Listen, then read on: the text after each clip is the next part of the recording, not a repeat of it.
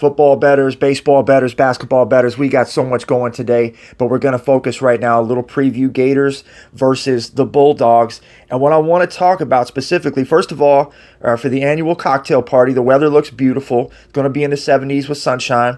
But I want to talk about Gunner Stockton as we go through some of these, what we call flows. These are stat-backed bets, trends, and research that we break down with words, charts, numbers, stats, last 5 percentages, last 10, last 20 samples, specifically for these two teams in this matchup, what we're looking at right now.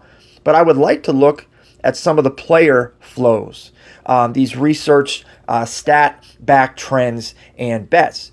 And I want to look at some stuff for Gunner Stockton, even if you don't have player props available in your state.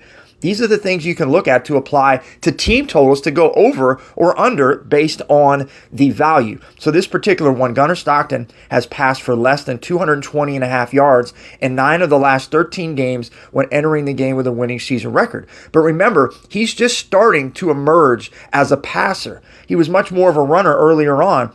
And we see this under trend in the last 5 is 60%, last 10 is 60%, last 20 is 69%. But you want to know something, he's coming off of 4 passing touchdowns. Now, it doesn't translate to passing yards, especially as a pretty big favorite against Florida. They may not have to trail in this game and have any comeback yardage.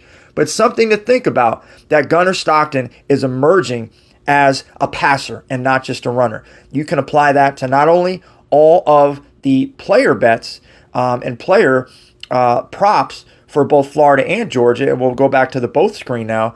But it's going to affect the game overall, and that's why it's so perfect to come to Betflow to see that extra information that you can only get here. Enjoy.